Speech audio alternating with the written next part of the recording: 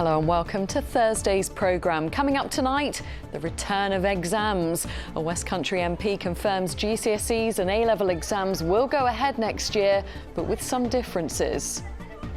Things like advance notice of certain subject areas, crib sheets will be allowed to be taken in for certain subjects.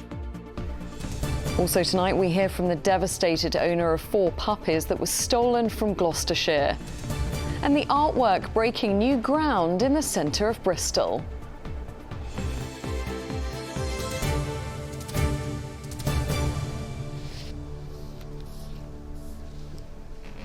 Good evening. An Education Minister and West Country MP has confirmed that GCSE and A-level exams will return with extra support for students. Last year there was controversy over teacher-assessed grades. Well, now Chippenham MP Michelle Donnellan says pupils will be able to use crib sheets and have some advance warning of topics. Robert Murphy reports. The workbooks are fresh, the pencil case is shiny. As these entrants at Harden Hewish School started their new class, they had something, well, someone quite different in their room, an Education Minister. Michelle Donnellan was seeing how schools were working out life after bubbles, just lots of lateral flow tests, and she confirmed that exams, not teacher assessments, would go ahead for GCSEs and A-levels. We made it very clear exams will be going ahead, but they will have mitigation. So things like advance notice of certain subject areas, crib sheets will be allowed to be taken in for certain subjects.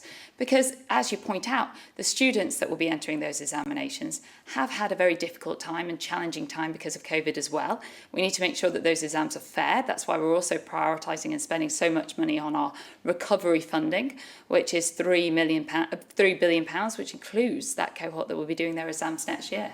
But you don't see teacher-assessed result exams this year? No, we've been very clear we will be holding examinations. These are, as we keep saying, strange times, and teacher assessments were controversial. Head teacher Lisa Percy says the school can only work with the facts as they are at the time. Got to crack on with our curriculum, as we always do, making sure that our young people get the full GCSE and A-level syllabuses covered, and we'll wait and see what comes. And as soon as we get the guidance, then that allows us to adapt our practice and make sure that we prepare our young people for whatever is coming in the summer. The sooner we can get that information, the better, because that means they're as prepared as they possibly can be. These pupils are 5 years away from GCSEs. Today was about finding out who's in their class. Finding out how COVID will impact this year's exams is a headache for their teachers and older schoolmates. Robert Murphy, ITV News. Well, for more on this, David Wood is in Westminster for us this evening. And David, we heard more about the vaccination plan for school children today. Tell us about that. Yes, that's right, Kylie. I think we are expecting in the next few days, perhaps early next week, to hear from the committee of scientists that recommend the government different policies on vaccination and the age groups of who should be eligible for the COVID vaccine in this case. And it's likely that we will hear that 12 to 15-year-olds will be allowed to start getting their COVID vaccinations. There's certainly a huge amount of enthusiasm for the government to do it. There are plans to roll the vaccine out through secondary schools in the coming weeks, and the Education Secretary hopes to get the go-ahead very soon. Personally, as a parent, I think it'll be incredibly reassuring to know that you've got a choice as to whether your child would be able to have a vaccine or not. That, I believe, is the right thing to do. We wait to see what the JCVI are going to say. And the government has confirmed today that for the past 4 weeks, 16 and 17-year-olds have been invited for their first dose of the jab. And in England, more than half have already taken them up on that offer. And they hope there'll be the same enthusiasm should slightly younger teenagers be offered jabs. Of course, they're not most at risk of ill health because of COVID, but they are likely to catch it and could spread it to older age groups. That's why the government wants the vaccination programme rolled out further. David Wood, live in Westminster. Thank you. The owner of Puppies that was stolen from a house in Berkeley in Gloucestershire says she feels sick over the thought of what the thieves have done with her dogs. 4 8-week-old cockapoo puppies went missing last Saturday. There have been sightings in North Bristol. As Charlotte Gay reports. But they look so cute, don't they, out there playing? To go to that, in the boot. In the boot. Oh, yeah. So awful. Heartbreaking. Janet has loved and cared for 4 generations of her cockapoo family. But last Saturday, her stomach dropped when she discovered somebody had broken into her Berkeley home and stolen 4 out of the 5 puppies she'd been nurturing. Felt sick. I felt sick as a dog. They're like family to us. You know, I've got Granny, I've got the mother of them, and it's just so worrying thinking what the people are doing to them, you know, how they're looking after them. Because this one sleeps on my bed now at night. The puppies have since been spotted twice around North Bristol. First in the boot of a car in Littlestoke, reportedly being sold for £1,000 each, only a few hours after being stolen, and then again on Monday from a boot in Bishopstoke. The picture of them is so heartbreaking. You can see the fright on their face and they look filthy dirty. And you just feel you want to sort of do something, but there's nothing you can do. I can only sort of console Janet and be there for her, but it's so final. They've gone. Police are continuing their inquiries, but so far the now 9-week-old dogs have not been found. I don't want to leave the house now because I'm frightened they might come back and take the others. So yes, it has put me very uneasy. A reward matching what someone paid for the puppies is being offered for their safe return. Charlotte Gay, ITV News, Berkeley. Avon and Somerset Police has apologised after admitting to raiding the wrong building during an operation to evict and arrest squatters in Bristol. In a statement, police said that they were not able to reprimand any of the officers involved in the incident as they were unable to identify them because body cam footage was not retained. The force said a number of lessons had been learned. The air quality in Bath city centre is improving following the implementation of a clean air zone. A report submitted to the council shows that nitrogen dioxide levels have fallen by more than 12%. That's compared to the same period in 2019. It did, however, identify 4 areas in the zone where levels of the gas may still exceed government limits. Gloucestershire Royal Hospital has become one of the first NHS hospitals in the country to use mobile surgical robots for operations. Health bosses say they enable faster discharge and recovery times as the robots are more precise. A warning that Max Walsh's report contains some images of surgery. For more than 2 years, Jeff has struggled to eat solid food. He hopes today's operation will help, but it's one of the first surgeries to be done by mobile robots. Bit anxious, like, you know, but it's the future, isn't it? It's something that's got to be done, like, you know. I think it's got to be done and people have got to learn how to use it. It'd be great because I haven't had a decent meal for 2.5 years, like, you know, so... So the last 2.5 years must have been really hard? Well, you get fed up with soup. Jeff has a rare condition which means his esophagus shuts by his stomach. This procedure will see robots cut through the muscle to allow him to eat. The team says the benefits of these machines are clear. If you can be more precise and more accurate as a surgeon, then you're less likely to lose blood, you're less likely to have complications related to the surgery itself, and if you have fewer complications like that, then you're more likely to do better and go home quicker and then cost the NHS less money and all the benefits that go with that. The surgeons are still needed to set up each operation, filling up Jeff's stomach with carbon dioxide before moving the 4 robots into place and helping them scan his body shape.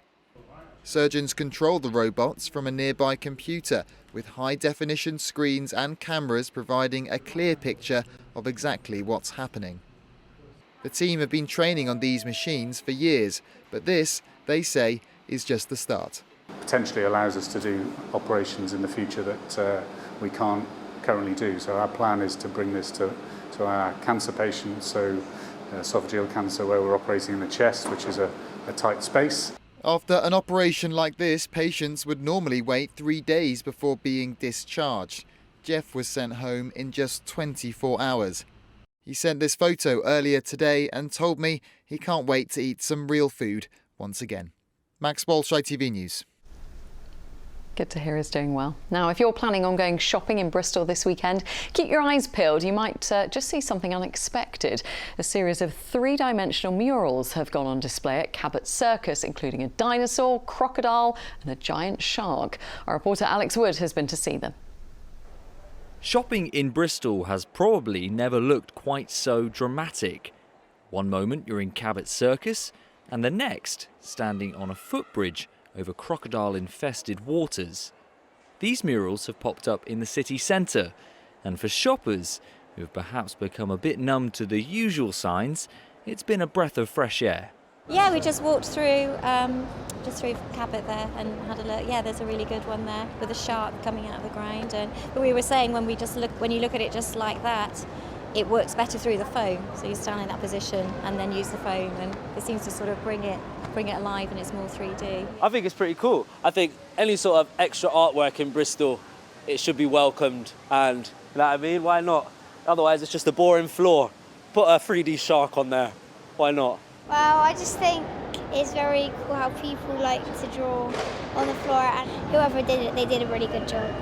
That would be artist Julian Beaver, who specialises in creating these 3D pavement murals. There are 4 on display in Bristol, but there's already an appetite for more. Yeah, get a 5th in there. Why not? Spice it up with a 5th. Get one on Stokes Croft. Yeah. Spread it out. Spread it out. Get it on Stokes Croft. Or whether or not more murals are planned, if you're thinking of seeing one of these, don't hang around. They're only on display until this Sunday, so keep those eyes peeled and maybe watch your step if you're shopping in Cabot. Alex Wood, ITV News, Bristol. OK, it's weather time. Charlie's at the Met Office. Another cloudy day, wasn't it? I know, it's a little bit uninspiring, isn't it? It's difficult to kind of get much motivation. We did see a bit of sunshine. It was really late in the day, but some cloud thing across Gloucestershire and parts of Wiltshire and Somerset as well. But temperatures didn't really get much above sort of the high teens, really, which actually made me think about the next few days. I noticed something early next week down towards parts of Spain and Portugal, some hot pinks on the chart there, and a favourable wind working its way towards us. Although today was pretty chilly with those northeast winds, chilly in inverted commas, as we head into next week. A subtle change to a southeasterly could bring us some much higher temperatures. Here's the forecast.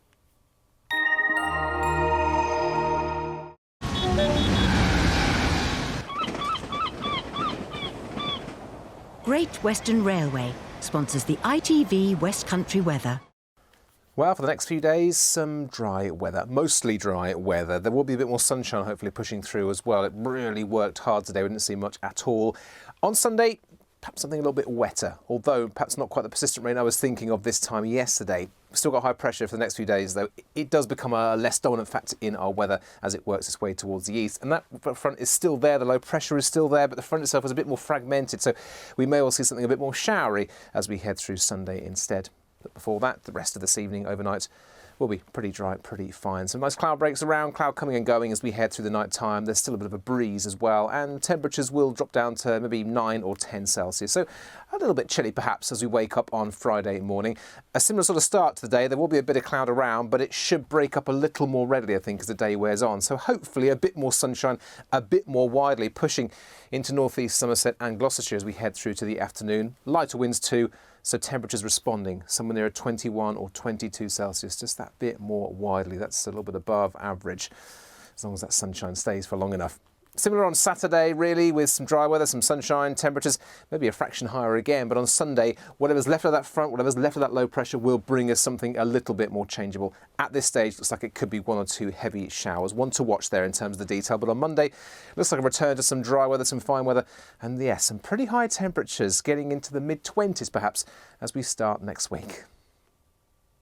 Great Western Railway sponsors the ITV West Country weather. Charlie, thanks very much. Now, before we go, a reminder of the main headline in the West Country this evening. An Education Minister has confirmed GCSE and A-level exams will return with extra support provided for students. Pupils will be able to use crib sheets and have some advance warning of subjects. And that's it from me on this shorter programme because of the football coming up. After the break, the ITV News continues. The Mary Nightingale. Bye-bye.